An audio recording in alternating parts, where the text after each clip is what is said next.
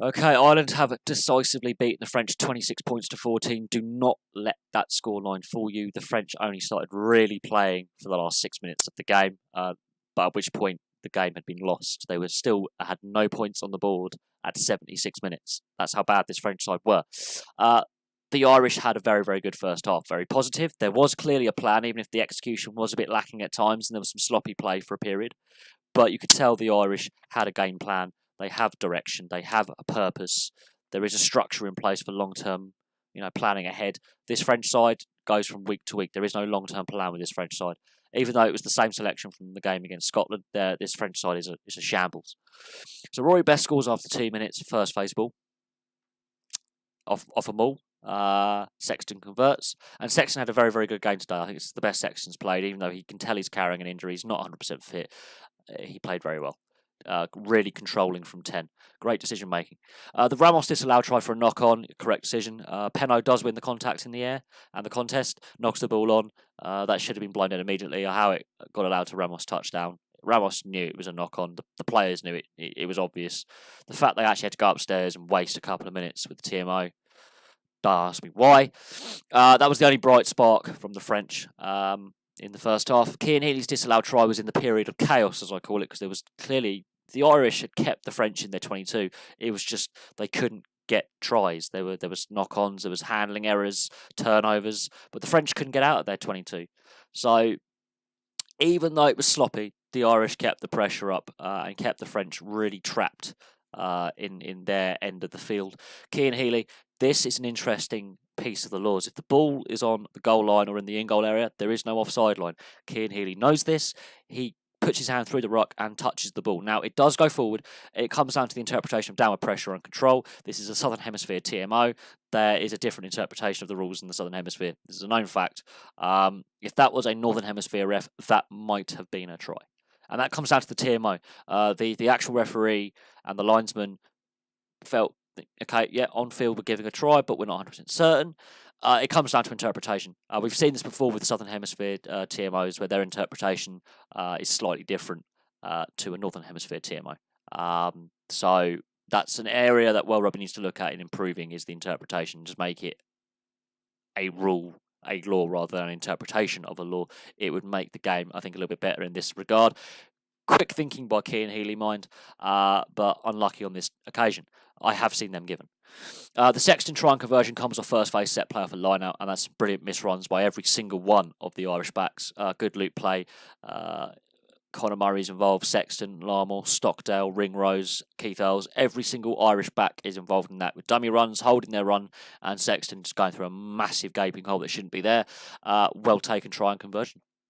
One of the best bits of play. I think the Keith Earls try, personally, for me, is the better try, but brilliantly worked set play. The Ringrose disallowed try, it's just he slightly loses control of the ball, but a couple of years ago, that's actually given us a try because he still has downward pressure on it because of his chest. But again, the interpretation and the wording of the rule has changed.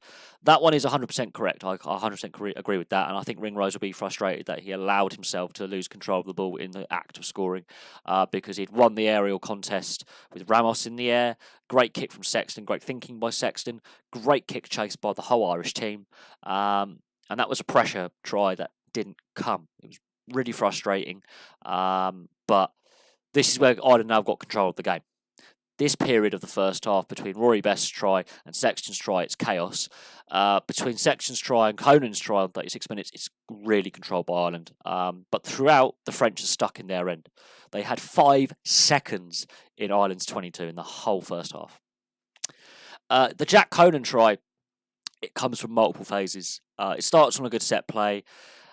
The French are one-up tackling very, very well, but they're making a lot of tackles. Eventually, something had to give, and Jack Conan, Keith Earls holds his wing, which is also important about how this try is scored because it creates uncertainty with the French winger. Does he come in and help with the tackle on Jack Conan, which would have probably stopped him scoring, or does he mark Keith Earls? He marks Keith Earls. Jack Conan has 2 guys tackling rather than 3, and he's able to get over the line. That is the kick that Sexton misses. It would have been an even bigger record half-time scoreline for Ireland of 21 to 0, but it was 19-0 because of a missed kick. The French were hopeless. They looked very disorganised when they did have the ball, and without the ball in defence, it was just man-up tackling. There wasn't an organised defensive structure. They were really all over the place. I'm surprised they didn't get a yellow card in the first half for repeat infringements. They did in the second. So they were very lucky to keep 15 men on the field in the first with the amount of penalties. Half-time comes, it's 19-0.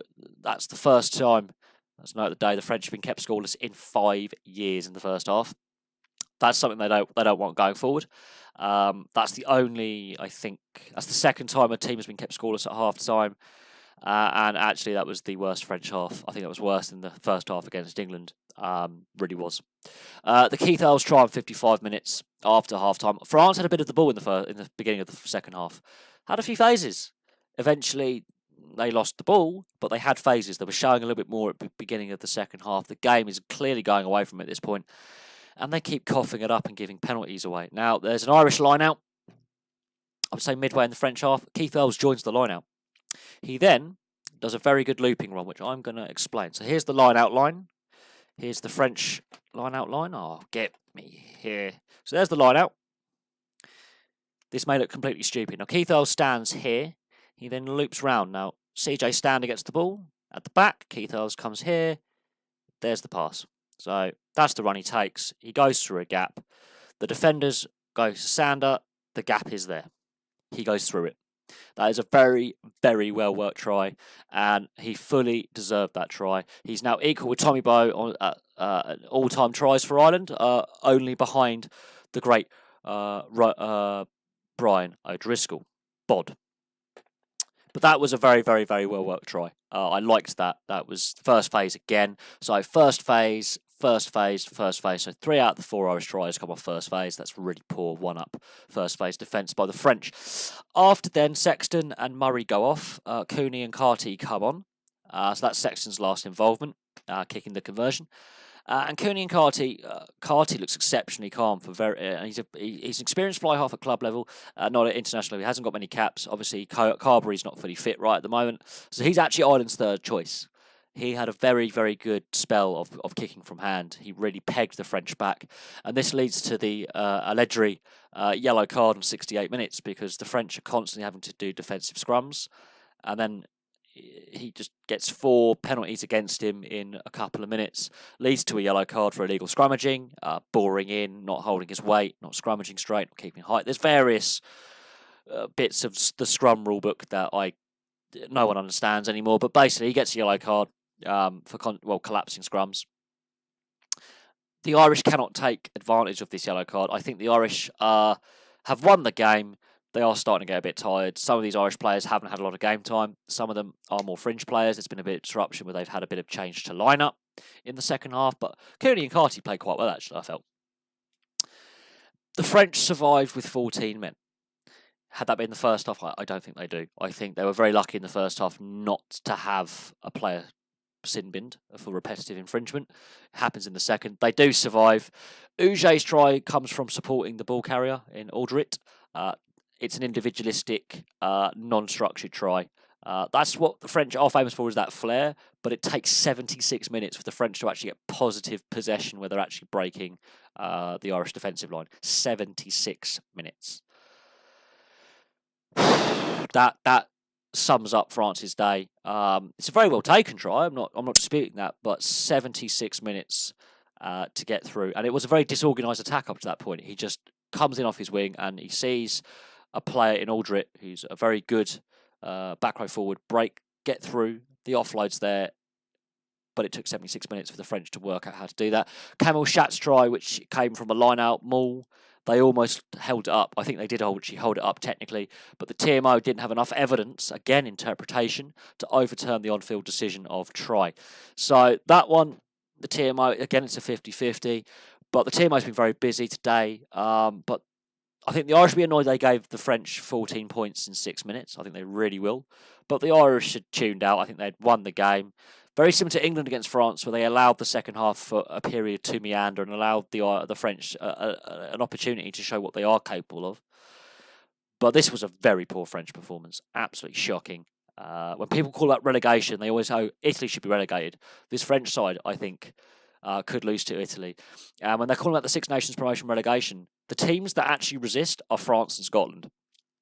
The Italians are actually in favour of it, ironically. But when the Italians aren't the bottom team of the Six Nations, those calls for promotion and relegation disappear. This French side is terrible. And they're away form. They haven't won in 2 years. They're going to play in Rome next weekend, and the Italians actually have a decent recent record against the French. They've won a couple of games, both in Rome. This French side looks absolutely disjointed, absolutely terrible.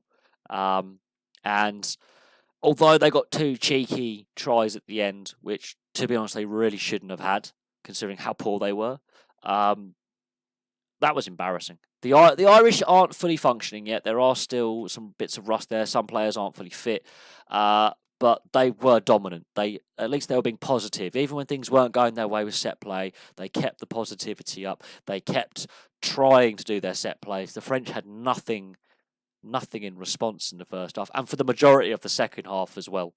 They were very passive. They were disorganised throughout. And on the field, it's 15 individuals. And as a squad, it's just a squad of what, 23, 24 individuals? Maybe a squad of 32. There's no unity of combinations and a direction of where this team is going. So there we go. Ireland have defeated France 26 points to 14. And the scoreline doesn't show how one-sided this game was. But thank you very much for watching. Please like and subscribe. Place your comments below, and I'll have some more videos for you soon.